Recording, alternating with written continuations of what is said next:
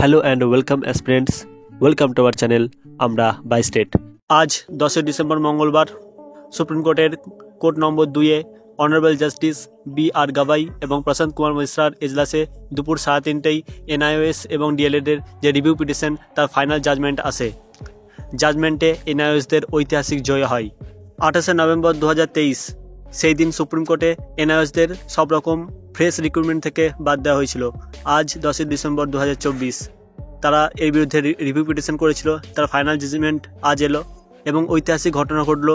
Supreme court তার রায় ফিরিয়ে নিল এবং এনআইওএসদের ফ্রেশ রিক্রুটমেন্টে ভ্যালিড করে নিল। এর ফলে ভীষণ একটি জটিলতা তৈরি হতে চলেছে। আগের রিক্রুটমেন্টগুলিতেও কাটাছাড়া হতে পারে, রিপ্যানেল প্রস্তুত হতে পারে এবং সরকার যদি আগের প্যানেলকে কাটাছাড়া না করতে চায় এনআইওএস প্রার্থীদের চাকরি দিতে হবে। সুতরাং ভবিষ্যতে চাকরি প্রার্থীদের সিট অনেকটাই চলে যাবে।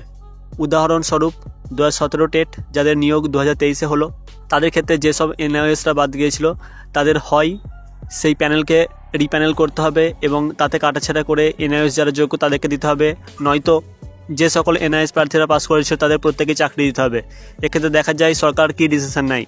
এক্ষেত্রে আশা করা যায় ইতিমধ্যে যারা চাকরি করছেন তাদের হয়তো চাকরি যাবে না, সুতরাং এনআইওএসদের চাকরি দিতে হবে। আর এই এনআইওএসদের চাকরি যাবে ভবিষ্যতে, অর্থাৎ 2022-এ যারা টেট পাস করেছেন তাদের শূন্যপদ থেকে। আমরা যে আশা করেছিলাম হয়তো ডিসেম্বরেই বা জানুয়ারি আমাদের ইন্টারভিউ নোটিশ আসবে, এখন তো আর সেটা আশাই করা যাবে না। আগে এনআইওএসরা চাকরি পাবে, তারপর 2022 টেট পাস এবং 2023-এর রেজাল্ট নিয়ে ভাবা হবে। এক্ষেত্রে অনারেবল জাস্টিসরা যে রায়টি দিয়েছেন, অর্থাৎ এনআইওএসরাও ফ্রেশ রিক্রুটমেন্টে বৈধ, সেক্ষেত্রে ডিএলএডদের তরফ থেকে যিনি উকিল ছিলেন উনি বললেন রায়টিকে যাতে পার্সপেক্টিভ রাখা হয়, অর্থাৎ 10 ডিসেম্বর 2024-এর পর থেকেই এই যে রায়টি সেটা লাগু করা হয়। এর ফলে কী হবে, ফ্রেশ রিক্রুটমেন্টে অর্থাৎ 10 ডিসেম্বর 2024 আজ থেকে পরবর্তী ক্ষেত্রে যে সমস্ত এনআইওএসরা থাকবে তারাই শুধুমাত্র ফ্রেশ রিক্রুটমেন্টে অংশগ্রহণ করতে পারবে। অর্থাৎ ইতিমধ্যে যারা আজকের পূর্বে বিভিন্ন চাকরি পরীক্ষা পাস করেছিলেন কিন্তু চাকরিটা পায়নি যেহেতু এনআইওএস ইনভাইট হয়ে গেছিলো, তাদের ক্ষেত্রে যাতে এটি কার্যকর না হয়, কিন্তু বিচারকরা সেটা মানেননি। ওনারা তাদের 28 নভেম্বর 2023 যে রায়টি দিয়েছিলেন সেটির বদলে ওনারা বললেন যে এই রায়টি 10 ডিসেম্বর 2024 নয়, এর আগে 28 নভেম্বর 2023-এ যে রায় ছিল সেই অনুযায়ী চালু হবে। অর্থাৎ এর আগে যারা এনআইওএস নিয়ে চাকরি পেয়েছেন কিন্তু চাকরিটা তাদের ভ্যালিড হয়নি, তারাও কিন্তু ফ্রেশ রিক্রুটমেন্টে অংশগ্রহণ করতে পারবে। অর্থাৎ যারা চাকরিটা পেয়েছিল চাকরি কিন্তু তাদের ডিগ্রি যেহেতু ইনভ্যালিড হয়ে গেছে তাই চাকরিটা পায়নি, তাদেরকে কিন্তু চাকরিটা দিতে হবে।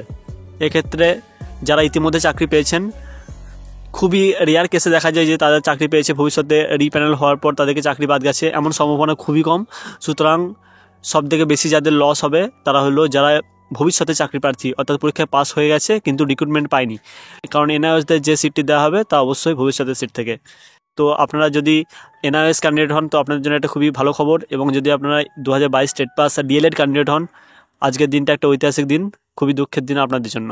2022 প্রাইমারি টেট ইন্টারভিউ সংক্রান্ত বিভিন্ন তথ্য ও আপডেট আমি এই চ্যানেলের মাধ্যমে অতি সংক্ষেপে আপনাদের সামনে আনছি। তো আপনারা যারা ইচ্ছুক তারা অবশ্যই চ্যানেলটিকে সাবস্ক্রাইব করে রাখবেন। ধন্যবাদ।